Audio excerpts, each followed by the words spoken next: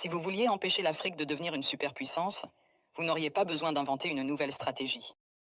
Le plan a déjà été écrit, testé et perfectionné au fil des siècles. Vous commenceriez par vous assurer que l'Afrique ne s'unisse jamais. Le moyen le plus simple de le faire est de maintenir les gens divisés selon des lignes ethniques, tribales et religieuses. S'ils commencent à travailler ensemble, rappelez-leur les griefs passés. Ravivez les vieilles blessures, financez les mouvements séparatistes, maintenez les différends frontaliers non résolus. Assurez-vous qu'à chaque fois qu'ils font un pas en avant, ils en font deux en arrière parce qu'ils sont trop occupés à se battre entre eux. Vous installeriez des dirigeants qui servent des intérêts étrangers, pas leur peuple. Trouvez les plus corrompus, les plus facilement manipulables, ceux qui désirent la richesse et le statut plus que le progrès. Offrez-leur le pouvoir en échange de leur loyauté. Si un leader émerge qui se soucie réellement de l'Afrique, débarrassez-vous de lui. Assassinez-les si nécessaire. Mais si c'est trop compliqué, déstabilisez simplement leur gouvernement et soutenez un coup d'État. S'ils parlent de nationaliser les ressources, faites-en un exemple. S'ils essaient d'unir l'Afrique, éliminez-les avant que l'idée ne se propage. Vous maintenez l'Afrique économiquement faible en vous assurant qu'elle ne s'industrialise jamais. Laissez-les exporter des matières premières, mais ne les laissez jamais les transformer eux-mêmes. Contrôlez les mines, les champs pétrolifères, les minéraux rares. Gardez-les à vendre à bas prix et à acheter cher. Si un pays essaie de se libérer et de construire ses propres industries, sabotez-le. Imposez des sanctions, déstabilisez sa monnaie. Financez l'opposition locale, faites s'effondrer son économie. Si cela ne fonctionne pas, orchestrez une guerre civile. Les gens ne peuvent pas construire quand ils sont trop occupés à essayer de survivre. Vous vous assureriez que leur système éducatif produit des travailleurs, pas des innovateurs. Enseignez-leur une histoire qui glorifie leurs oppresseurs. Faites-leur croire que leurs cultures sont primitives, que leurs ancêtres étaient des sauvages, que leur avenir dépend de l'approbation étrangère. Entraînez-les à mémoriser, pas à penser de manière critique. Gardez leurs meilleurs et plus brillants à la recherche d'opportunités à l'étranger. Faites-leur rêver de quitter l'Afrique plutôt que de la réparer.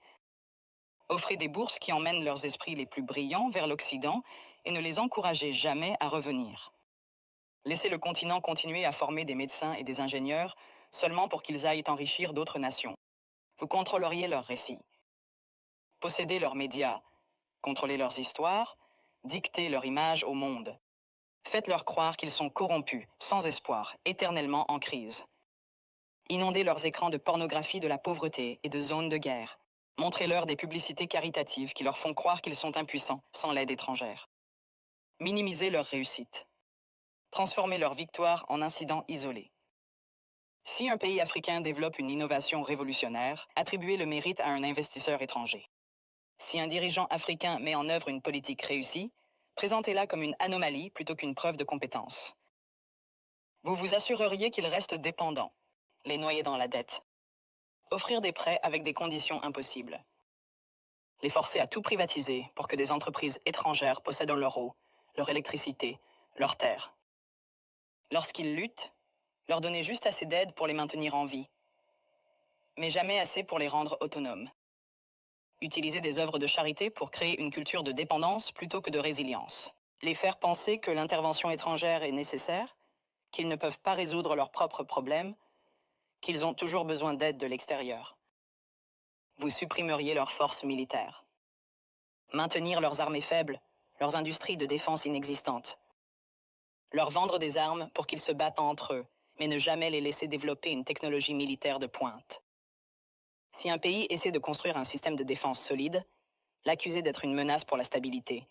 S'assurer qu'ils aient toujours besoin de casques bleus étrangers, de bases militaires étrangères, de conseillers étrangers contrôlant leur sécurité. Les garder vulnérables à l'invasion, aux coups d'État et à l'ingérence étrangère. La formule est simple.